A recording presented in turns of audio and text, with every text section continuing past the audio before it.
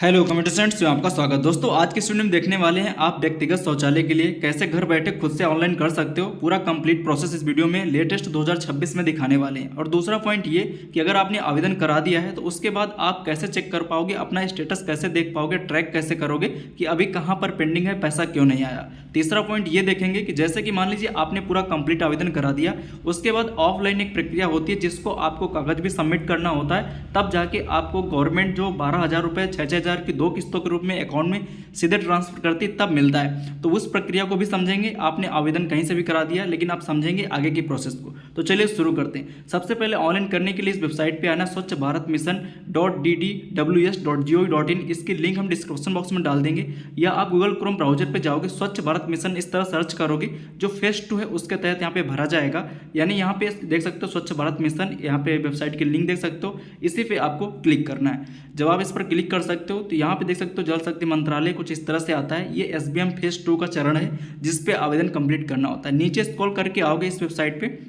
तो आपको यहाँ पे कुछ टैब्स नजर आएंगे। जैसे मैं स्क्रॉल करके यहाँ पे नीचे आता हूँ तो यहाँ पे नो योर स्वच्छ भारत डेटा पहला टैब है। दूसरा टैब है यहाँ पे एप्लीकेशन फॉर IHHL करके डैशबोर्ड है, जिस पर आपको क्लिक करके ही आपका जो कंप्लीट फॉर्म होता है वो भरा जाता है शौचालय के लिए।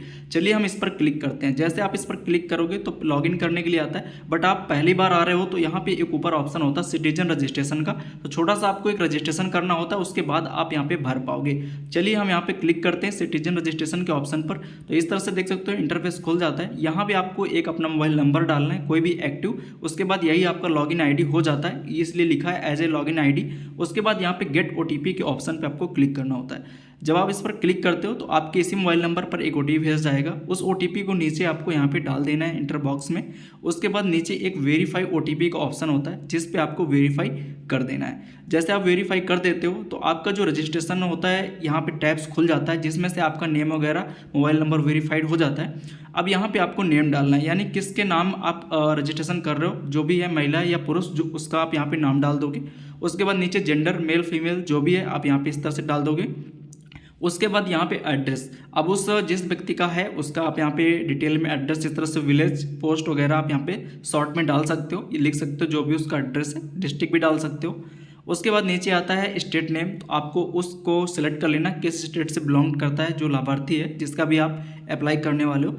नीचे जो कैप्चा बॉक्स है इस पर आपको सेम एजटिक्स ये जो दिख रहे हैं अक्षर डाल के सबमिट कर देना है। जैसे सबमिट करते हो तो यहाँ पे यू हैव रजिस्टर्ड सक्सेसफुली का मैसेज आता है, यानी आपका रजिस्ट्रेशन था वो कंप्लीट हो चुका है। अब आपको लॉगिन करके अपना शौचालय के लिए आवेदन भरना है। तो चलिए हम यहाँ पे ओके पर क्लिक करते हैं। इस तरह से आएगा। आपको यहाँ पे कुछ नहीं करना है, आपको बैक जैसे पहली बार आए थे यहाँ पे क्लिक करने, एप्लीकेशन HHL वाले के टैब पर फिर से जाना है। जब आप इस पर क्लिक करते हो उसके बाद देख सकते हो कुछ इस तरह से इंटरफेस फिर से आएगा।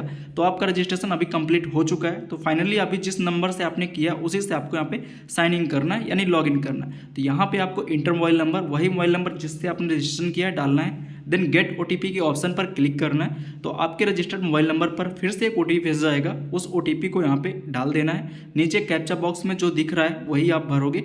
नीचे साइन इन का एक ऑप्शन आता है जिस पे आपको क्लिक करना है। जैसे क्लिक करोगे तो आपकी बेसिक डिटेल, आपकी प्रोफाइल, इस तरह से आपका एड्रेस, सब चीज़ें यहाँ पे आप देख पाओगे और यहाँ पे चेक कर सकते हो। ठीक, अब फॉर्म भरने के लिए आपको यहाँ पे देख सकते हो कुछ 2 टैब्स हैं, जिसमें से एक है न्यू एप्लीकेशन का और दूसरा है व्यू एप्लीकेशन का।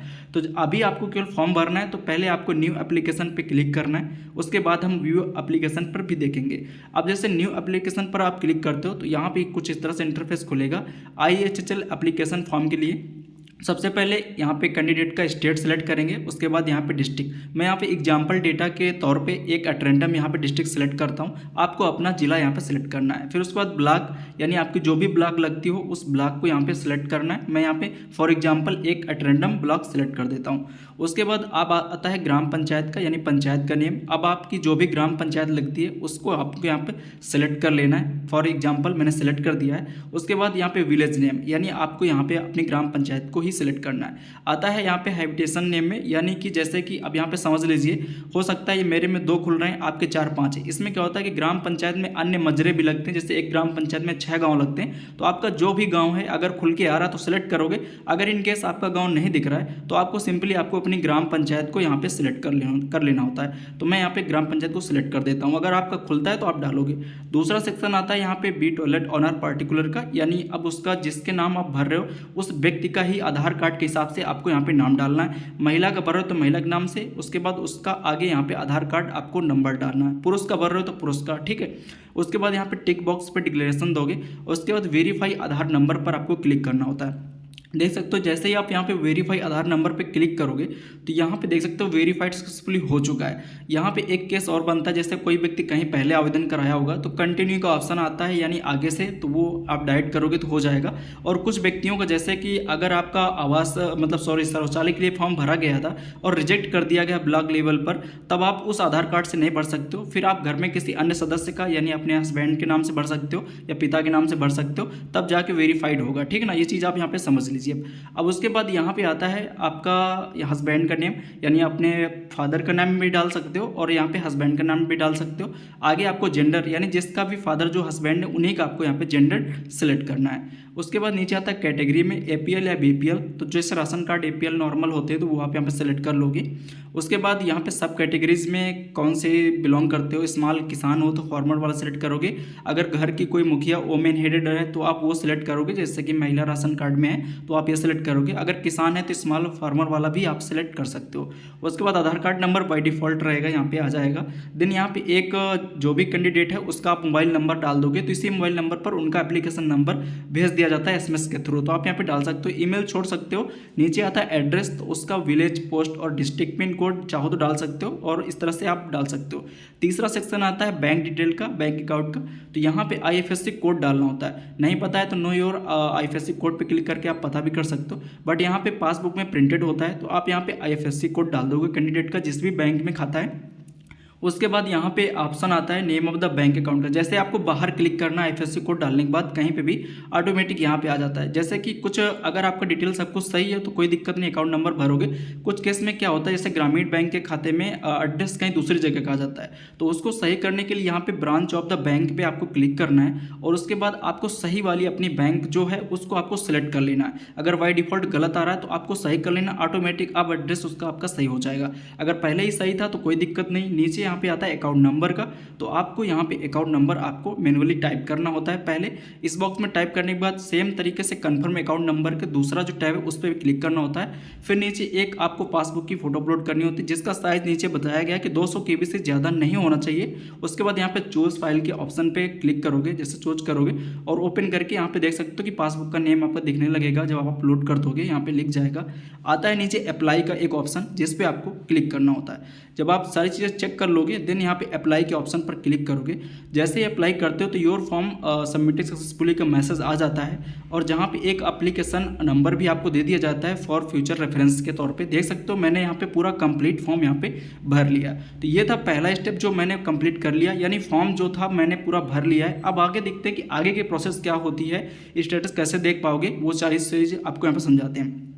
इसको आपको नोट करके रख लेना है, बाकी आपके आईडी पे भी दिखेगा कैसे चेक करना है। आइए बताते हैं। स्टेटस को ट्रैक करने के लिए आप यहाँ पे क्लिक करोगे, जैसे कि आप देख सकते हो जहाँ पे न्यू एप्लीकेशन का ऑप्शन था जब आपने स्टार्टिंग में क्लिक किया था, उसके नीचे व्यू एप्लीकेशन का एक ऑप्शन है जिस पे आपको क्लिक करना है। जब आप इस पर क्लिक करते हो तो जितने भी आपने आवेदन किए होंगे अपनी आईडी से वो आप यहाँ पे देख पाओगे। एक आईडी से काफ़ी सारे आवेदन किए जा सकते हैं। यहाँ पे देख सकते हो आज की डेट पे मैंने किया है, यहाँ पे डेट देख सकते हो और एप्लीकेशन यहाँ पे रिसीव्ड हो चुकी है। और यहाँ पे एक ट्रैक स्टेटस का ऑप्शन है जिस पे आप क्लिक करके ये देख सकते हो कि अभी मेरा शौचालय कहाँ पे पेंडिंग है, जियो टैगिंग हुआ है कि नहीं, कहाँ तक कंप्लीट हुआ है, फिर उसके बाद इंसेंटिव पैसे अभी क्रेडिट हुए हैं या नहीं, सारी चीज़ें यहाँ पे चेक कर सकते हो। बाय डिफॉल्ट बाद में भी आप लॉगिन करके ये सारी चीज़ें देख सकते हो। तो ये था आपका स्टेटस ट्रैक करने का, मतलब आप कैसे चेक करोगे। अगर आप आवेदन कर भी दिया है तो आप इस तरह से चेक कर सकते हो, ठीक है। ये था। अब इसके बाद आता है कि अब जैसे आवेदन कर दिया है तो अब ऑफलाइन क्या प्रक्रिया होती है जब जाके आपका पैसा आता है। देखिए आपका कंप्लीट हो जाने के बाद अब आता है, मान लीजिए आपने आवेदन करा दिया,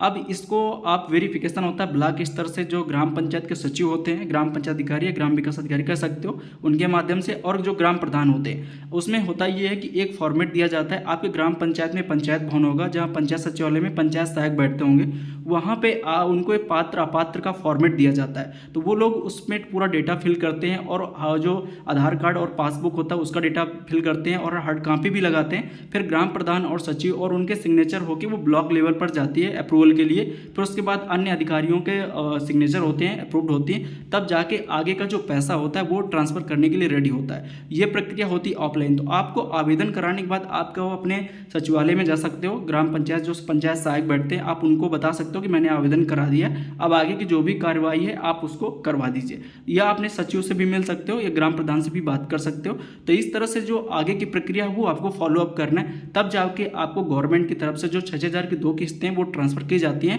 पहली किस्त जब आपको ट्रांसफ़र की जाती है जब आप स्ट्रक्चर वगैरह बना लेते हो, फिर उसके बाद जियो टैग के बाद दूसरी किस्त डाली जाती है। थैंक्स फॉर वॉचिंग एंड मिलते हैं अगली वीडियो में। धन्यवाद।